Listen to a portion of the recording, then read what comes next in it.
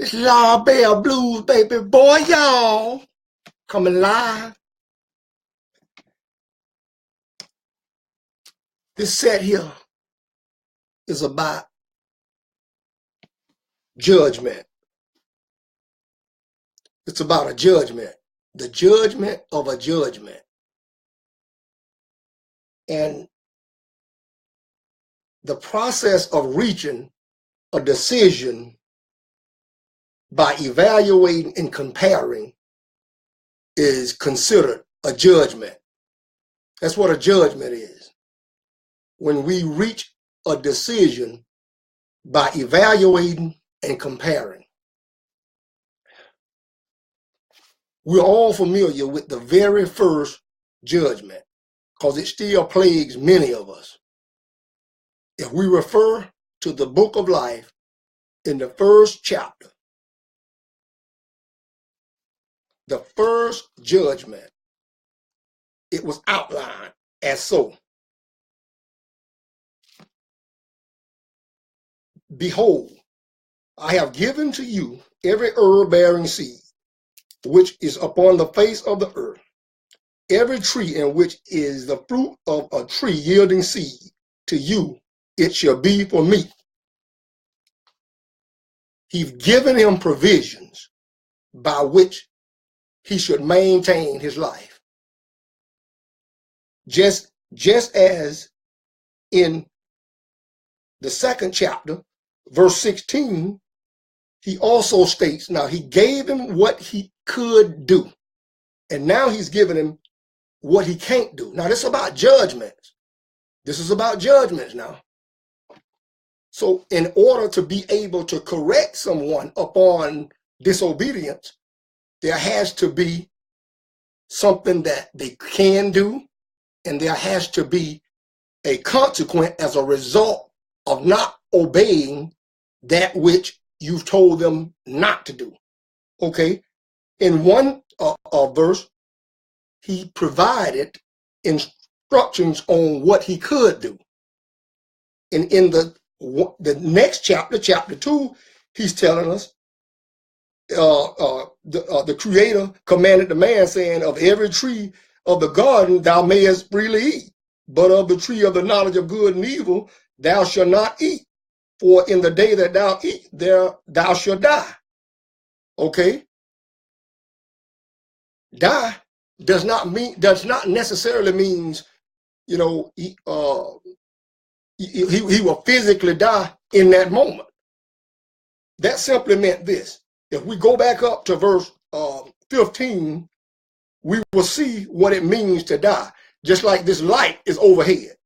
This light, it's alive. The circuit is alive right now, which means that if I turn off this light, the circuit died because I removed the charge from it. Okay, in verse 15, he had a charge given to him. And it clearly stated what the man's purpose was. And he took the man and put him into the Garden of Eden to dress it and to keep it. That's what the purpose of the man was when he initially put it in the garden. To dress it and to keep it, to develop it and to preserve it. That was the charge. Okay. He didn't dress it and he didn't keep it. He went and did just the opposite of what the charge was. Now this is something leading up to my story. This is leading up to my story now. I'm just setting the ground because, see, all of us are familiar with the very first judgment. And that was on the very first relationship that we are aware of with respect to human beings. And that was between what people would call our forefathers and our foremother, Adam and Eve. It was a disobedience within a relationship. It was a judgment. It was a stance that they took against the judgment that the Father gave them. Okay, so which means that they took their own stance. They They reasoned within themselves with the information that they had, and they took a stance against what they was commanded not to do. Okay? So he told them that they would surely die. How did they die?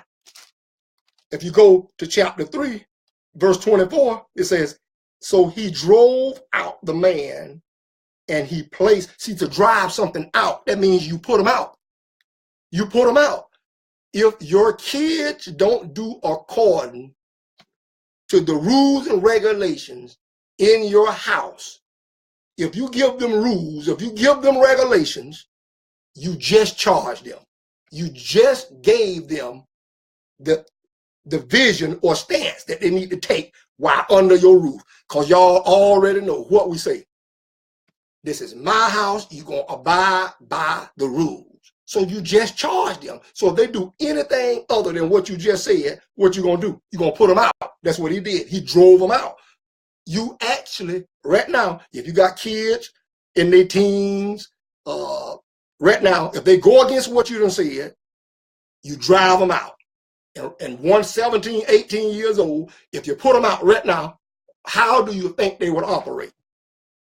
They would operate no different than that first family right there. Probably go out and be more degenerative than anything, because that was the same way I did. That was the same stance I took. I didn't get put out the house. I actually took it upon myself to leave because I thought I was the man at a very young age. See, I'm just really stating all this to lead up to the stance that I took at an early age in my life.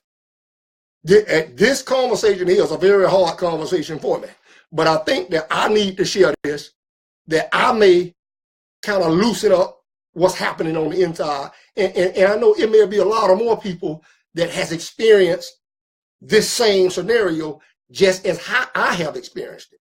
So with that being said, at about around 12 years old, 12 or 13 years old, my grandmother raised me. She had 12 kids of her own, and she probably raised roughly about 7 more outside of her own. But the thing that kind of shook me up was some of my friends and people that I grew up with. They had their mother, they had their father, and it really was disturbing me right around that age, about 12 or 13. What was wrong with me that my mother and my father didn't want to take time to invest or develop me? And like a lot of men, that be our stance right now. We still trying to figure it out. Why? We keep asking, why? Why? The thing, the whole thing about this matter here is there's really, you can't determine why they didn't do it. Because it's going to all be tracked back to that first relationship, the very first one that we all know so well about disobedience, about making judgments. See, this is about me making a judgment. See, I was only about 12 or 13 years old, didn't have no experience in life at all. The only thing that I saw that really that would halfway help me to make decent decisions was the uncles, aunties that was around me coming up. So now I based my judgment with respect to life off of those relationships. So now here I go. My dad, I wanted that. I wanted that relationship. So now I made a judgment against my dad based on the relationship that I didn't have. I made a judgment against my mom based on the relationship that I didn't have. It was so challenging at that time. I didn't understand it. Understand me. I'm over that part. I'm over that. I've released that.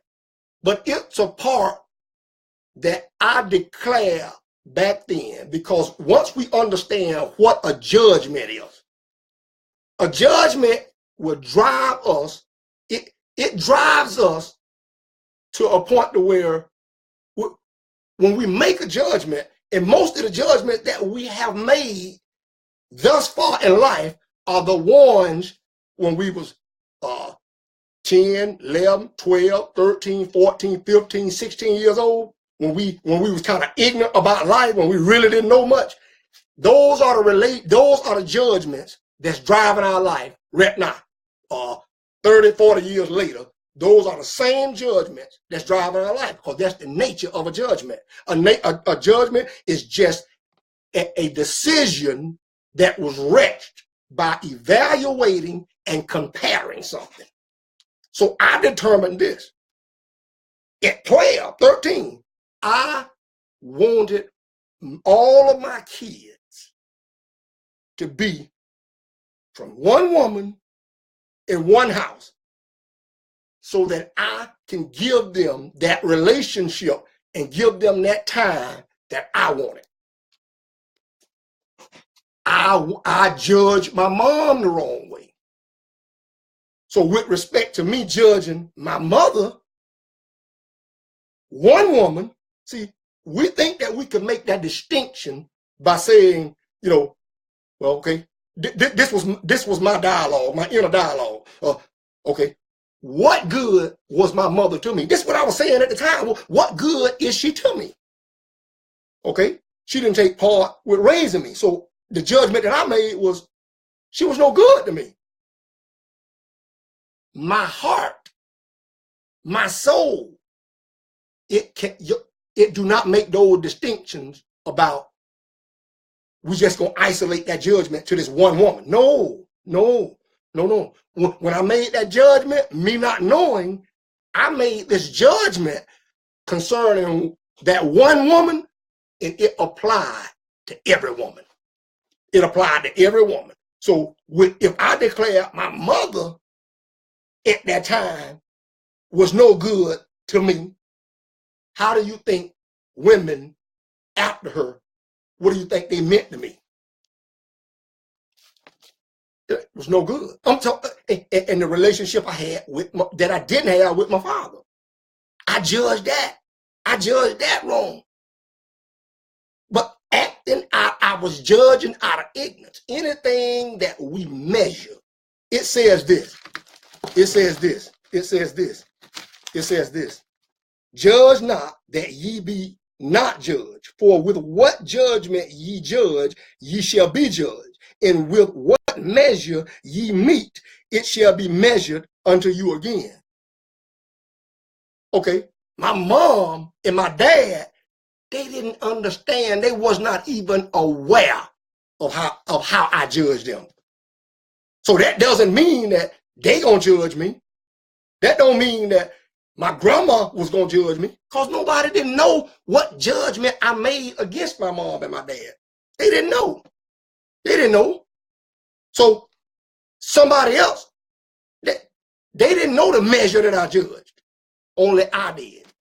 Only I did. I knew the measure. I knew the intensity of the feelings I put into it when I judged it. Only I knew. But what I didn't know and what I didn't understand, the culture, the tradition, the curse that went back from that one, that started from that one relationship in the beginning. I didn't understand that. So now what I was acting off of, I was acting, just like I said, out of ignorance, because I didn't understand what it meant to judge. I didn't understand that. And even right to now, even in 1992, as a result, I had got a tattoo on my arm with a brick heart. Across it, it said, I never care. That's what it said, I never care. Because I felt like the people that should have cared about me didn't care. So I didn't care about nobody else either. That's why it was easy for me to do the little devious things that I did, because it was authorized. And it was always remembered by every time I looked at the tattoo, it was authorized a mission because of the judgment that I made. And that judgment was a result of what I thought I should have had as a child. Just like all of us, we wanted a great relationship with our father. We want a great relationship with our mother. That's all we know. We don't care. We don't care what the circumstances was. We don't care what it was about. Only thing we know is that according to little Sharon them or Michael them, it seems like their relationship good with their parents. That's what we want too. And now we finna compare. We finna compare, and we are also evaluating it to the point to where this judgment that we make, oh man, most of us running off autopilot so strong till we don't understand what's wrong with our life right now. But it's a result of the judgments that we made before we even understood how to even spell life good. And we still running off of those judgments. That's why I say don't judge. Because right now, this is what I did. Now I'm sharing with y'all my experience. And everything else that I've done, I'm talking about I've done some mean things. I've done some things that I had regretted. I've done some things that I was ashamed to even talk about. But I've gotten over those things, even with respect to women. And a lot of y'all probably know my story. Y'all probably know it. My dad had kids from multiple women. Some of my sisters and brothers, I didn't know them till I got older. So that put me in a point to where, okay, look here, all mine gonna be from the same woman. And I ain't gonna be like him. I ain't gonna be like him. I wanna be better than that. And I want a woman that's gonna be better than the experience that I had with my mom. Them was the judgments that I made. But check this out. Check this out. Check this out. With that same intensity that I judged my dad. Understand me. He don't even know. He didn't even know how I viewed him. He didn't know it. But check this out. In 2003, I ended up making a decision that killed me, that handed over the authority as a man. I handed it over to my wife because I made a decision to go outside of the relationship, what the book of life called adultery. And I produced a soul that I cannot transfer my image to. Which means that in layman's term, I got a baby on my wife while we together. Okay, I am free. I am free of that shame. But the shame that still hits me right now is that I produced a soul that I cannot transfer my image to. That was the very thing that I judged my dad about. And now that measure, from when I was 12, that measure is ripping me right now. It's ripping me. Not because of the act that not because of the adulterous act that I committed, but because the judgment I made against my father, and now I committed or did the same thing that I judged him about. So now it's like, what do I do? What do we do? What do we do when you produce a soul and you cannot transfer your image to that soul? You just produced the soul and turned it loose. And now the cycle through my bloodline, through that particular child, that cycle, that same judgment will continue on through my bloodline. because no telling what he would do. And most likely, he's going to make the same judgments against me that I made against my dad. You follow me? That's why we really need to understand the nature of judging. Because when you judge somebody, you reach a decision based on evaluating and comparing them with something. And the more excited you be when you judge something, oh man, that's the movement that's going to be in it. That's where our movement comes from, the excitement. And the more that I excited I got about it, and I thought about it so much in my life as I was growing up, I kept thinking about it. Boy, I'm not going to do that. That ain't me. I want all mine right there. I waited till I got 20 of them. I said, good, I think I'm out of it. I think I done grown up enough to maintain. But one thing that I couldn't do, I had to judge the bloodline that I grew up in, even the men that was around me. I had to judge them in a way to where, they don't know how to hold no relationships. They not worthy to be focused on as men to say that somebody I would like to be after, live like.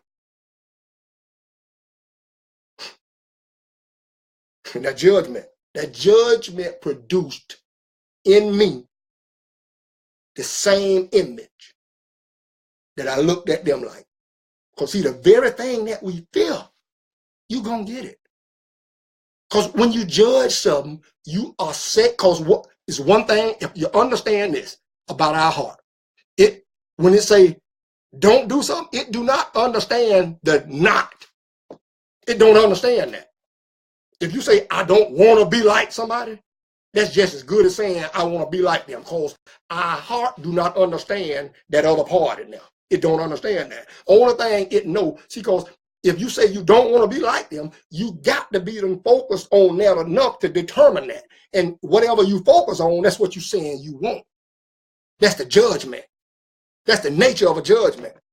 The judgment's either they're going to narrow your life down or they're going to open it up.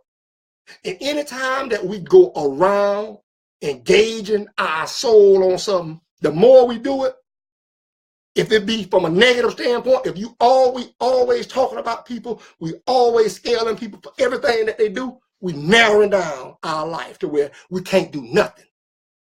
And then you wonder why. Every time that you try to do something, man, I just feel funny in doing this. Why? Because you done judge somebody with respect to something close to what you're doing, and your heart is letting you know you are going into a zone that you done judge somebody else about. The more you judge people, the narrower your life gets, and the sneakier you got to be, because you're going to automatically be sneaky. Why? Because you have declared what you fixing to do, or what you done put yourself in a position to have to do is close to something that you done judge somebody else about. And now you got that same bad feeling that when you saw them doing it or you heard of them doing it, you judged them. So now your heart is turning on you. That's why the hardest person to forgive in life is the person looking in that mirror. That's the hardest person, because don't nobody in the world know how we judge them. They don't know what measure. They don't know how deep we engage our soul on that judgment. They don't know. Only we know.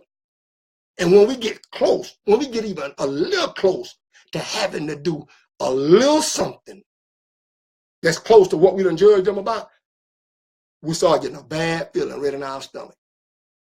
Because we are entering into a zone that we done judge somebody else about. That's why it's not cool to go around just judging people about every little thing that they do, because you narrowed up your life. They don't have a clue that you feel in the way that you feel about them. They don't know. They don't know. So if your life is stuck is stuck at stop right now. If your life is stuck on stop right now, the past, we don't want to deal with that. You know why we don't want to go back to the past? Because we got to recollect those same feelings that we used to judge it. Back then, we got to recollect it. We got to re-experience it. We got to re-experience those feelings. That's why it's better we just gonna leave them alone. No, you don't leave them alone. You can't leave them alone. Because if you leave them alone, that's where you're gonna be, alone. Because everybody and everything that come to you and try to help you any kind of way, you're gonna reject it. Because you can't move with respect to the judgment. Even if they handed you a silver spoon, you'll melt it. Because with respect to the judgment and image that you have, you don't see yourself there. That image gonna reject it. Because you done did too much judging and we don't understand why we are stuck. And that's why this verse is saying, judge not that you be judged. Because every time we go around judging, you just stop, you put your light, you might want to put the pause button on. Every time you judge somebody, you put just mash the pause button. Because see, I understand it. I understand the nature of judging right now because I am right now in the heat, in the height of judgments that I made when I was about 12 years old. I'm 45 right now, and them judgments right now, driving my life right now, driving them. They got me to the point now where, yeah, it's that one right there, that one. Because as I sit back in retrospect of my life and my development, that's the one that I was the most passionate about. Because that's what all the boys wanted. Their dad to be around. Come on, let's go to the football game. And I used to say, yeah, he ain't go to football games with me, you know, he didn't do this with me, you know, he didn't do that with me. You know, I used to say it in myself. I'm saying all this. And now I have produced one that got the same experience of life that I had, that I declared that I wouldn't do. I wouldn't do that. I said I wouldn't do that to not no soul. I wouldn't do it. That's what I said. I made a judgment. So how do you think I feel? It'll set you back if you let it. It'll set you back. I understand why people end up going through midlife crisis, because it be a result of the ignorance when we was about 7, 8, 9, 10, 11, 12 years old. Because that's when we put the most emotions into things. It's when we are young. See, when we grow up to be a man, they be done put us out. You know, our emotional state we put out. We want to hide them emotions. You know, we think that that's what being a man is all about. It's just the better you conceal your emotions and hide them, you know, the more manly you think you are. But you know, that's just the opposite. It's the more dead you are when you try to hide them, because your feelings is what produce the movement. If you don't catch a feeling about something, there's no way you're gonna move. You're not gonna move. You're not gonna move a little bit. So most of us, especially men, are trapped or confined within ourselves as a result of being a boy, of being a young dude. Those judgments that we made, and we made them out of ignorance. We didn't know no better.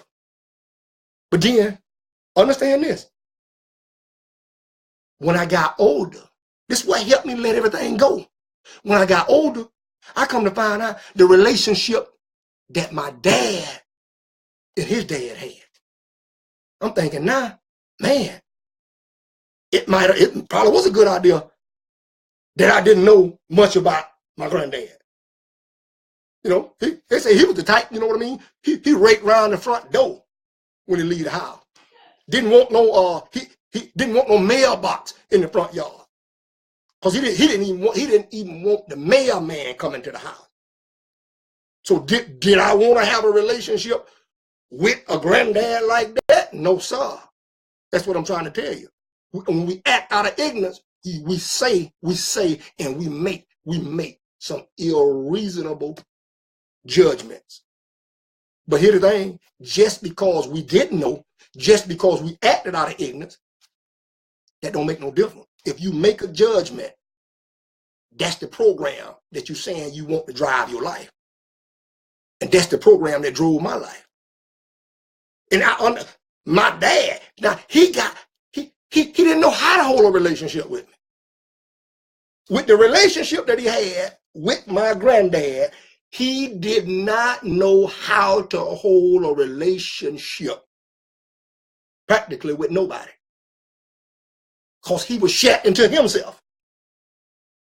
And all this time, I'm thinking, man, it would have been good to have that. Yeah, it would have been good to have that. Now I'm thinking, okay, man, it was good that I didn't have that. Because I'm thinking, okay, I might have been coming up crazy now, but I didn't know telling how it would have been. Probably would have been depressed. You know what I mean? You don't know. I don't know which one I would rather have. Rather than have, coming up around a bunch of uncles that were crazy, or being around my dad that probably would have been depressed. You don't know. But here's the thing. Once you find out the truth,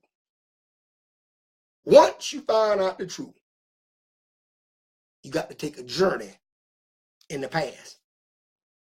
You got to take a journey. It say when you are going to the altar and you remember an offense against your brother, you need to go and straighten it out. See, the altar is where you go to enter in relationships and to make changes in judgments. That's where you go. And you know where the altar is at?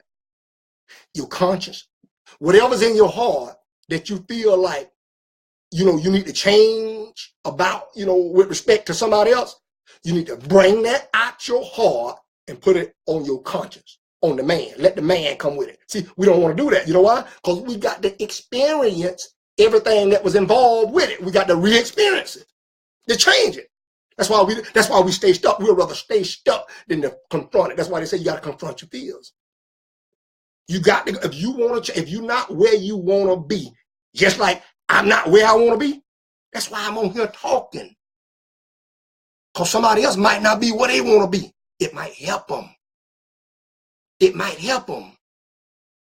It might help free them.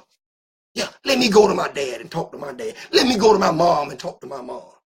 Because if you done made some mean judgments against your parents, because that's who we make them against. We ain't gonna make them against nobody that we don't know. We make them against the people that we close to. That's who we make the judgment. The people that supported us coming up. That's who we make the judgments with respect to. Them. We make them judgments.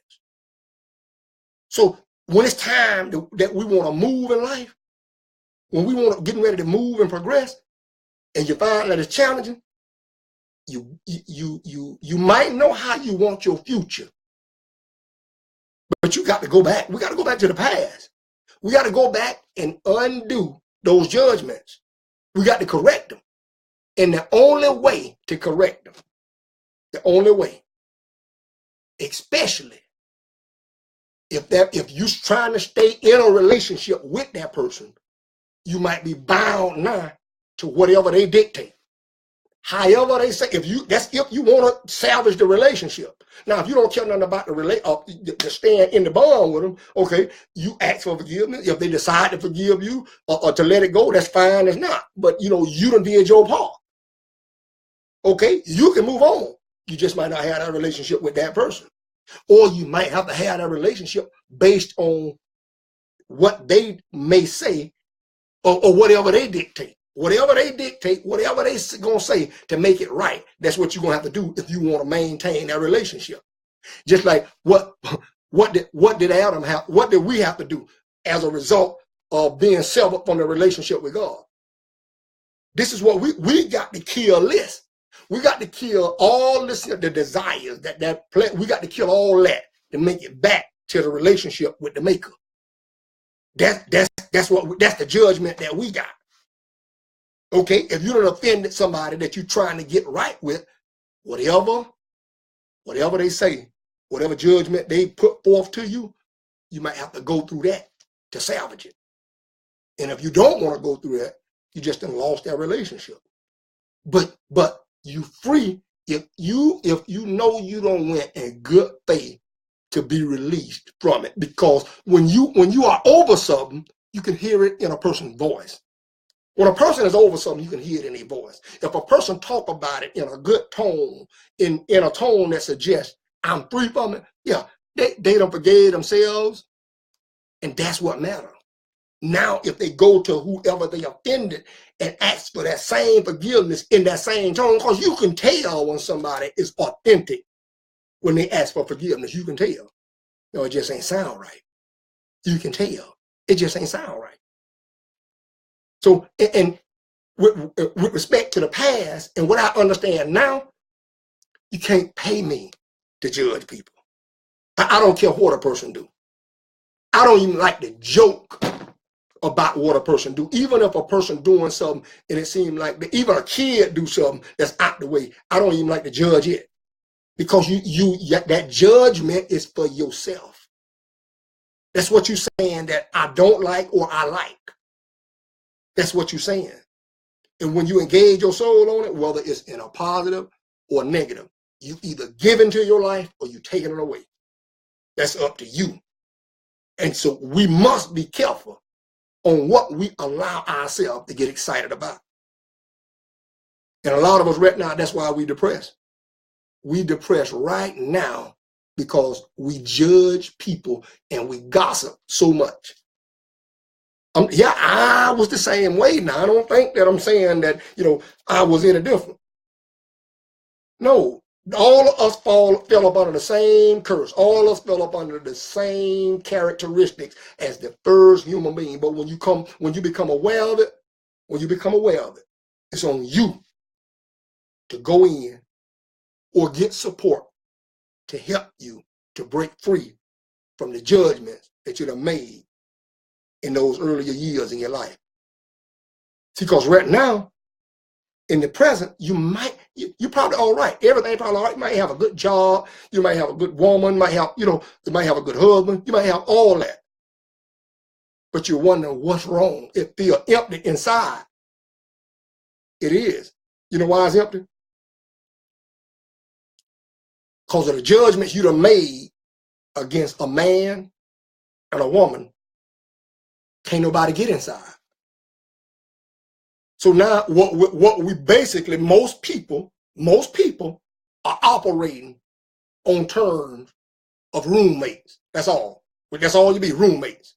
You going off on your job, she going off on her job, and when you get home, you know what I mean? If you ain't too tired, we'll interact a little bit. And we'll go somewhere here and there. Your money, don't nobody have no. You can tell when people got it together, when two people got it together, hey, their bank account is the same. You know why? Because we define ourselves through our work. So if we're not putting our money in the same pot, there's a division. We got different judgments. Yeah, we got different judgments.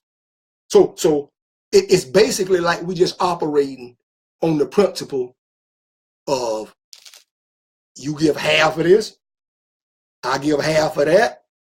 You say, well, that's how it's supposed to be. Well, yeah, and no. You give according to where you're trying to go. You might have to give more than the other one. If you're able to produce more than the other one, you may have to. If y'all done took the same stance, if y'all done made the same judgment, y'all got that understanding that this is where we going. But we don't make the same judgment as married people, as people that's in a relationship. We do not make the same judgment. We make different judgments, and we wonder why we having all these problems. Because your judgments are different than mine. Your judgment is a stance that you done took for that moment. That's your stance. That's your vision for that moment. That's how you feel about that. So however you feel about something, that's how you're going to move on it. And if I feel different about something that you see, We finna move, we're gonna move different. Our body gonna look different. We're just gonna look different. So with respect to people, with respect to yourself, with respect to the peace that we desire, the way to get it is to be careful about what you judge and who you judge. We got to be careful. Because if we keep judging people in a negative way, we taken from ourselves. We taken from ourselves, and we'll always take from ourselves. With that being said,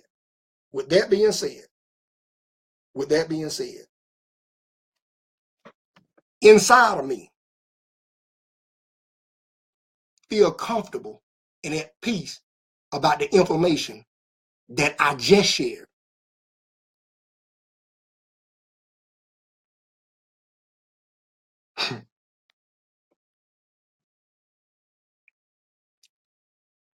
I turned loose a soul on earth that I cannot put an image in. That's where I'm stuck at right now. I'm stuck right now. I'm stuck right at the point of releasing a young man on earth